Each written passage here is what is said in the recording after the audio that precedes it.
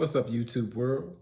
It's your boy J Dub, the #1 commenter on YouTube, and I'm back with another video. This is part 2 of Married at First Sight, season 13, episode 13. I'm gonna just pick up right where I left off. So we go with Johnny. He's having his one-on-one with Dr. Pepper, and I mean, I don't even know if Johnny hit the seat real good enough. He just went right in. He was like, he feels like he's a person he doesn't want to be when he's with Bao. And Dr. Pepper gives suggestion to Johnny, like when he's angry, he needs to say things that he can be proud of, because Dr. Pepper's insinuating that he's really talking out of anger towards Bao. And I know they try to not really interfere too much. I mean, they interfere when they want to, but they try to not to kind of shape, but make people realize like what they're doing or what their mistakes, but trying to let them think for themselves. And what Dr. Pepper was saying, that he doesn't need to say things when he says things in anger. If he's saying something that, someone can't change about themselves or they can't grow from it, he don't need to say it. And, Johnny looks like he's being scolded by the principal. He's in trouble. He's in the office. And he mentioned that Bao and him are having a problem with, his big three: the trust, the communication, and the friendship. And you can see Johnny's like stuck in his ways. He's not sincere about like changing anything. He's almost like he's just looking straight ahead, or his head is down, his eyes are glossed over, not because he had 25-cent martinis. He's just like, he's checked out. Same way his family can't reach him. He really is not open to, for change. And he always thinks everything that Bao does is, wrong, or everything wrong in their marriage is her fault. So we go to Bao, and she's about to meet with Pastor Cal, and she just said in her confessionals that, she's married a man that's just not ready.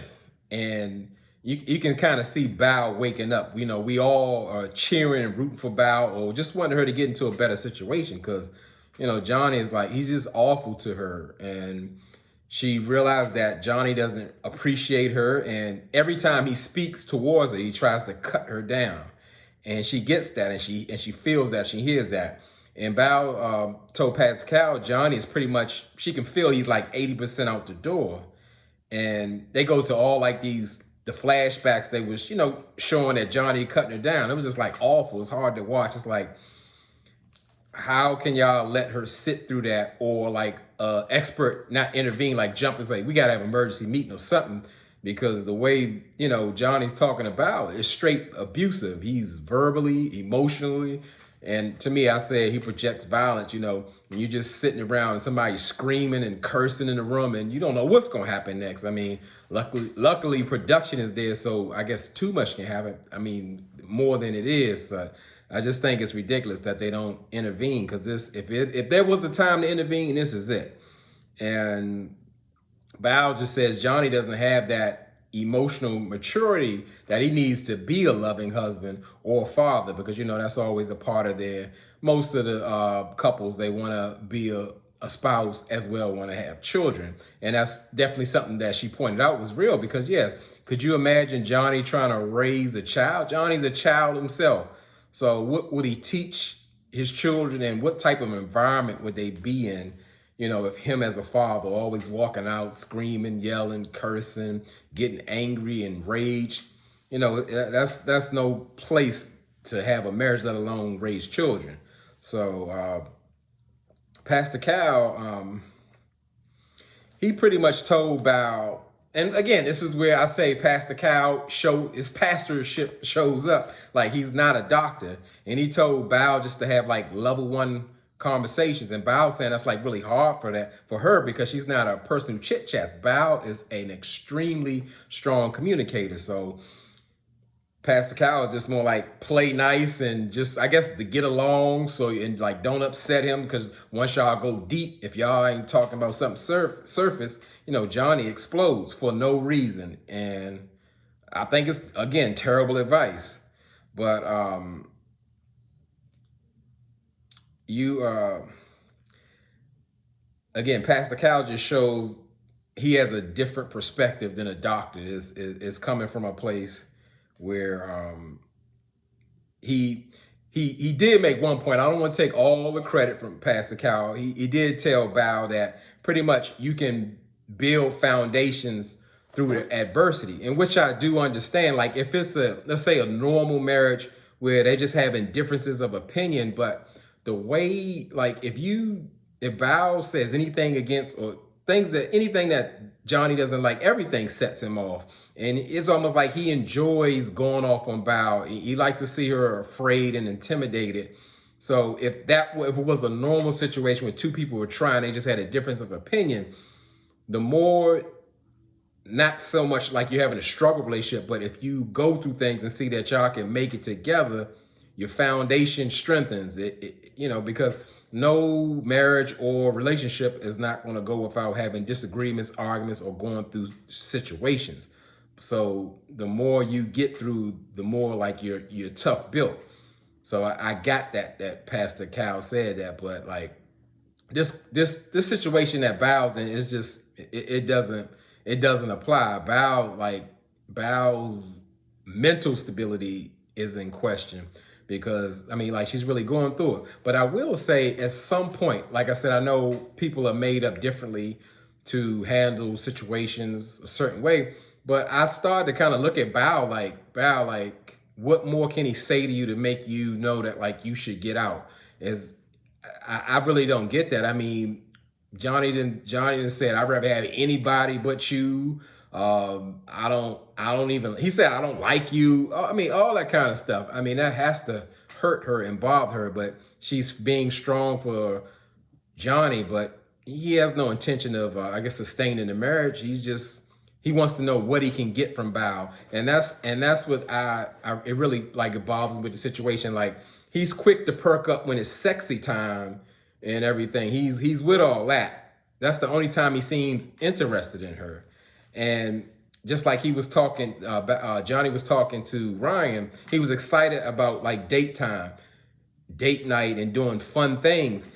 Johnny, like, he's not okay with just like living regular life with Bao, and this is on TV. So imagine if they were to go home, he would simply be bored with her. He's not interested in connecting with her. He doesn't like her. He mistreats her. So, Bao, what more do you need to know?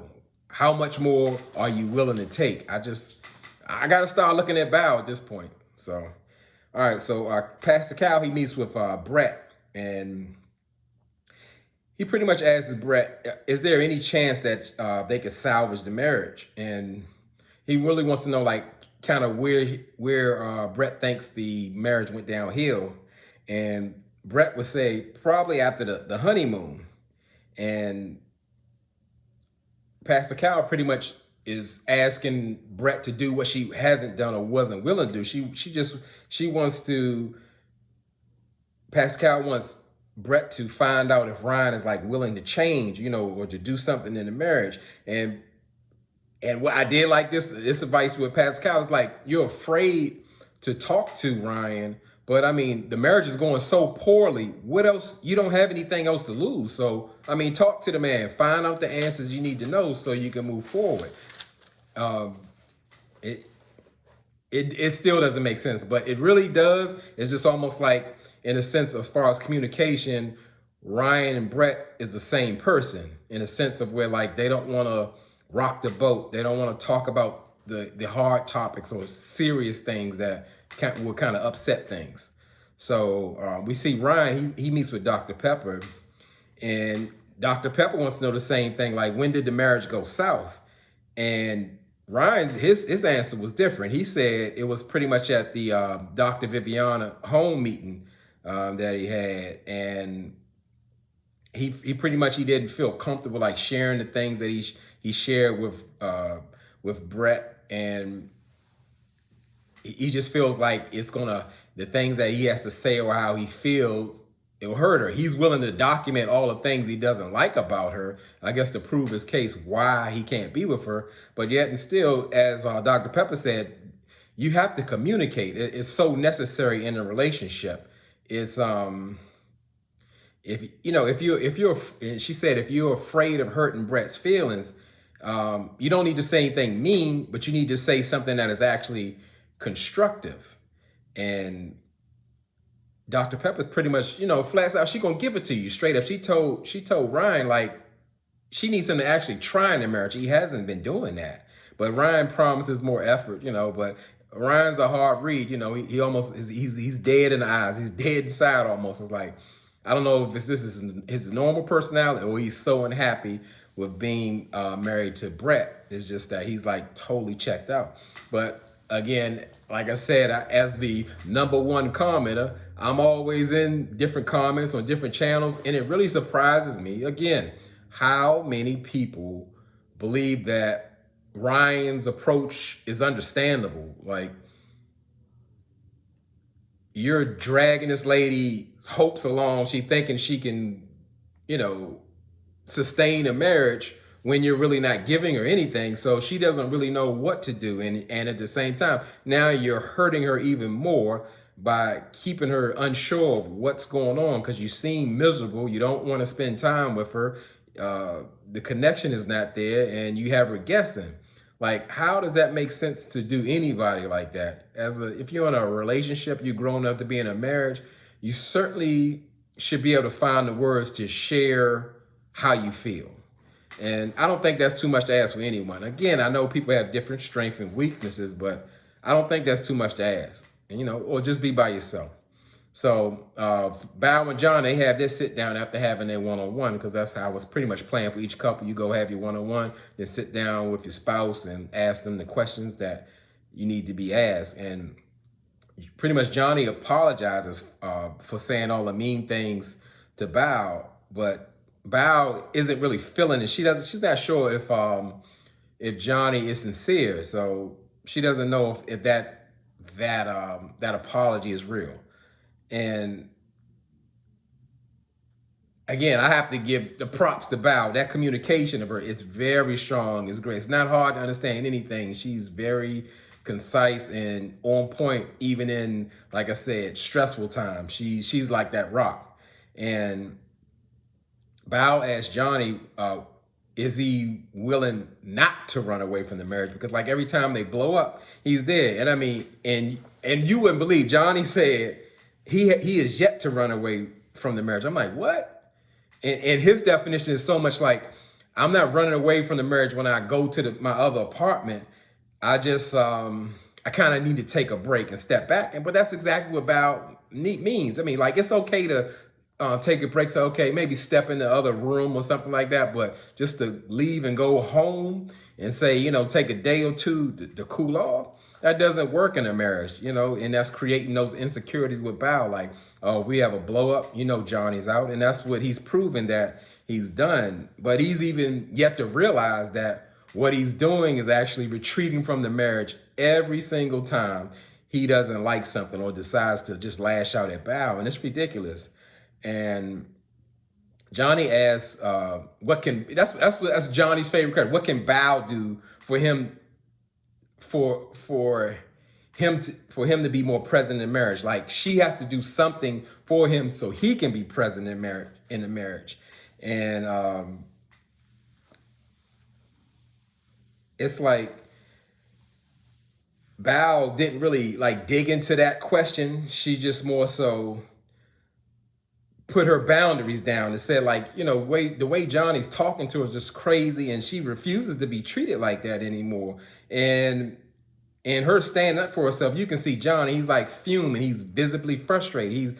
He's upset. And he pretty much let Bao know that, hey, we could have been dating, I know you. We could have been dating 15 years from now up until now. But the reason I didn't pursue you was pretty much I wasn't attracted to you then. And that's exactly what the great Dr. Pepper told him not to do. If you can't say anything that's constructive, you don't need to say that. You're constantly hurting her. As Bao said, you're cutting her down. And he's doing it on purpose. He's enjoying it. The guy is like straight evil, for real.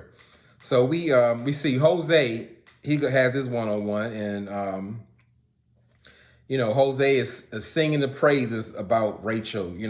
He's making the politically correct statements about just how great the marriage is going. And you got to understand, you sitting in front of Dr. Pepper, she going to call you out. And they see all this stuff. I just wish they would get more involved.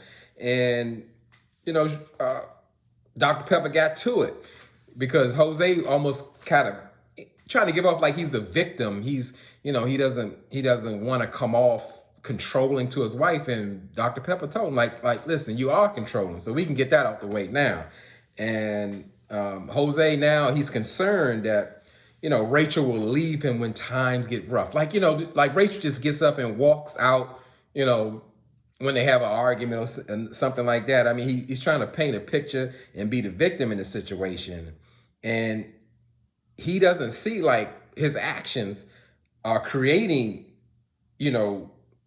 Rachel's lack of trust. She doesn't have security in the marriage. She just feels like whatever happened on that, because they had 3 wonderful, perfect weeks, and then that night when he locked her out. And Dr. Peppers just said flat out like, hey, you're interested, you want that trust from Rachel, but like you've already like showed your hand, you showed this lady your anger, and I can tell you straight up, that does not build trust. Like you done scared her. You done made her unnerving. Like she don't know if she can trust you to be safe around her, or lock her out the house, or cuss her out, or as he threatened to throw his ring at her. Jose definitely broke some trust, but he doesn't seem like he gets that. So Rachel, she meets with Pastor Cal, and I don't know, like if Jose has agreed to pay off $25,000 of Rachel's credit cards or something, but she's just talking about like Jose is just the perfect man for her, and he's just so much more than whatever she can ask for. And I really didn't get that, because it's like real contradictory to me, because at the same time, back when Rachel was they were in bliss for the 3 weeks, she was documenting all the things that Jose, how he was treating her like negative. He was controlling. He was distrustful. He wanted to take control of all the finances and let the dribbles of the money come down, and she can pull from that. And she wasn't feeling that. But now this is the perfect man. He does everything perfect. He's more than he can ask for, and I just don't get that. Like I said, you gotta be straight up. They can't help you if you're not gonna be straight up. And Pastor Cal, to me, again, he dropped the ball. I can't call him Dr. Cal because he passed the Cal. And he shows that, again, he's not a doctor. He kind of minimized that locked out situation. He was just saying, like, pretty much Jose was just like shutting her out of his life because he was mad or whatever. Like, that was normal. And Rachel said straight up, like, listen, I like that. She said, listen, I can't accept that. If that happens again, I'm out, as well as she should. I mean, he treated her so bad that night. It was ridiculous. And then not so, like, if he could have even like apologized or took some accountability, Rachel would have been fine with that. It wouldn't even been as big as it was, even though he threatened her and talked crazy to her in front of a producer. She was still willing, but he took no accountability. And then he got, he was real short and nasty with her. Rachel, what are you doing? So, all right, we go to Ryan and Brett. They've already had their one-on-one, so they got to sit down and, talk about it like everybody else after it. And as I said, they just are like, they both try to avoid that conflict. So they don't want to do the homework or the work that's necessary to do the marriage, because the experts are giving them the questions or giving suggestions what they should ask to kind of, make the marriage move further. And they refuse to do it.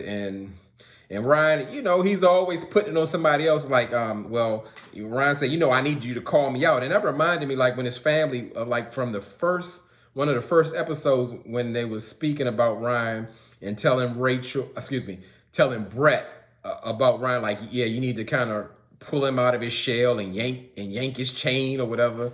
Like, that term means like you have to go the extra mile to like pull things out of him. And, who needs that? That's too much work out the beginning. That means you're not even willing to do your part, because nobody can, again, that's why it's so important for Ryan to say exactly how he feels.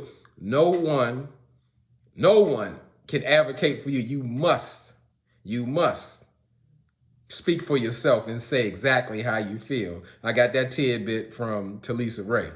And they both, like I said, it's like it's painful to watch their non-communication. Like, y'all have a ton of things to talk about, a ton of things to get straight, but they refuse to do it. And what they expect things to get better, it's like ridiculous at this point. So I'm looking at both of them sideways.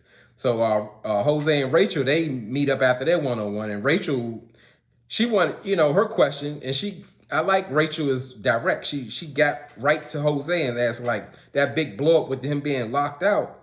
What triggered that? Because I know it's something deeper. Like that set you off. Not that it was an excuse.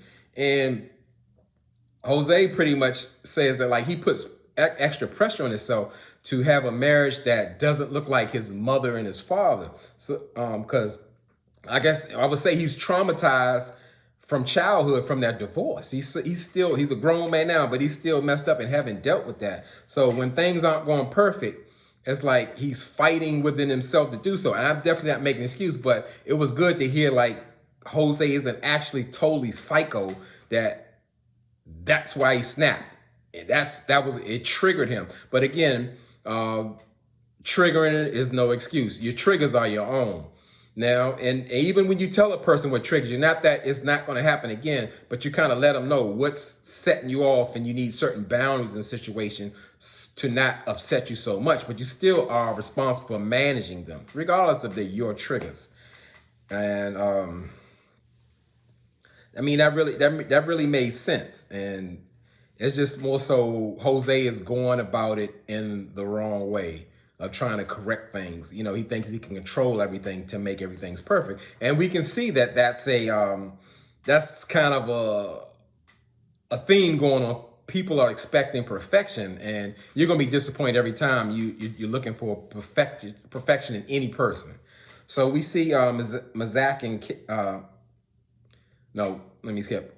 We go to the group. They're playing volleyball, and they have a volleyball match, and all the couples arrive, and Gil and Mirla and Jose and Rachel a little late. They're coming up. And one thing I didn't like, I thought it was real negative. Gil was like, yeah, I see Johnny, but I don't see Val. We know how that's going. I'm like, Gil, was that necessary? Put that energy or focus on your marriage instead of trying to like kind of down a situation. But, Gil might can say that because he's a part of production. So, he's a little different. Sometimes I get him confused with a castmate because he always got the inside track, and he always knows the right questions to ask. But we do see Bao show up. She showed up in a cheerleader outfit, and she was just, cheering for the team because Bao's really not a sports person. So I thought that was a cute way to come through and cheer everybody. Everybody was happy to see her. Even Johnny, I guess he was, Bao was looking spicy in that cheerleader outfit. So he got it going. And then once they finished the game, of course, Brett team, they won because, she's a coach, a sports coach, volleyball coach, and different groups were just talking about the state of their marriage. But they never talk to each other, but they like to talk to other people. So we see Michaela and Zach, they're having a fight. They're having a fight on diary cam, and Zach has a problem that Michaela no longer wants to sleep in the same bed with him.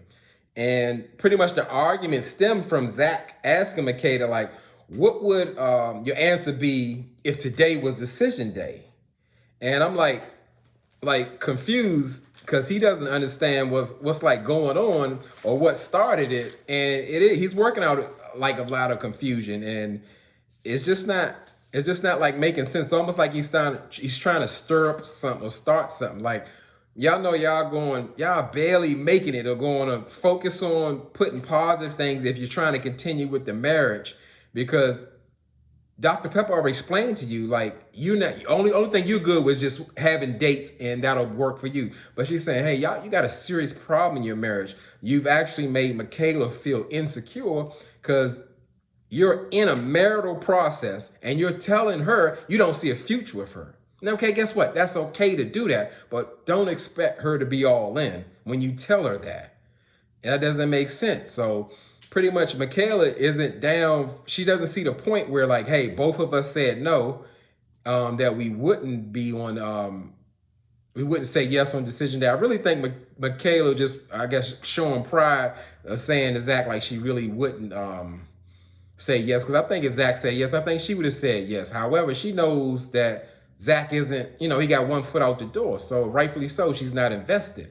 But it comes off, again, both very immature of their part. And that reminds me of what young couples do. They're going to fight on social media, put all their business out there instead of actually sitting down and relate. But I get it. Because like it's almost like Zach wants to use her, Michaela, this much for a cuddle buddy, a cuddy buddy, or whatever he doing. He wanted her to sleep in the bed so bad, but he don't see a future with her. And he would say no if today was decision day. And as Michaela says, she has a right to change her mind because yes, there's situations volatile, it's up and down. It's like day to day, it's touch and go. Because 1 minute everybody leaving, and then all hell breaks loose when so much Zach is saying like, hey, well, I'm gonna leave. He's gonna leave the apartment. And he knows that's gonna hurt Michaela, and that's why he does it. And then pretty much we find out that Michaela moves out. So Zach is on FaceTime with his brothers and he's explaining his side, but he's leaving out like a whole lot of details. And he's really painting Michaela as the villain. And Zach is like, him and Michaela are very immature to like be in this marriage, and it doesn't work. And Zach's brother is just, they continue to enable that Zachary behavior. And of course they only get one side of the story, but even, as a grown person, you gotta think. Like even how Gil would say, like with Rachel and Jose, like, y'all was in love yesterday, so now she just did that for nothing, or Michaela got upset for nothing. But of course, that's Zach's family, so they're gonna be on his side. But Zach is just trying to keep on a good face, and I'm glad they actually apart. So we see Brett, she sits down with Ryan's sister, and to me, she engaged more with Ryan's sister than she did with actually Ryan. And that doesn't make sense at all. You don't think that Ryan's sister is gonna be biased in any way? And Ryan's sister pretty much told her or led her to believe like, hey, if you notice that it was different back from the honeymoon, it's probably because, he's like dealing with, I guess, like liking someone or someone in his life. She's kind of like hinting. And we know Ryan's sister knows the real deal. And to me, she gave Brett too much information, but I don't know how Brett thought that would make sense or work out. If she can talk to Ryan's sister like that, she can talk with Ryan. And pretty much that was the end of the episode. And as we see, it's going to get explosive. Hurricane K is really going to earn her name next episode. She was running through that whatever resort that they had, like a wild banshee. She got up. I thought it was a bug, and she's like, "Oh, I can't do it. I can't do it." Just got up, and every room she running, she flipping and turning stuff over. I'm like, that is, I don't care what Zach said, unless he hit her or something like that. It was no reason for her to go off like that. And that gives us a bad name. And that's a bad example because us as a people, we can't really act like that without really paying for the consequences. You can't get far in the world having that type of attitude. And it's okay. Whatever, if Zach is driving you crazy or playing in your face or playing games with you, I get that. Understand what it is and be done with it. All that crazy Hurricane K is ridiculous. I'm not on a side, or like people would think I'm biased as Zach. I don't like a whole lot of things Zach do and how he is, but I'm not on the side on the team. And what I saw from Hurricane K was very disturbing. And the Zach supporters are going to have a field day with this, I know, and I'm just going to back up off it because I cannot justify what it is. So again, this is part 2, and I thank y'all for rocking with J-Dub. Y'all could be anywhere in this YouTube world, but you're here with me, and I appreciate that, and I really mean it. And I'll be working on my Ready to Love DC shortly.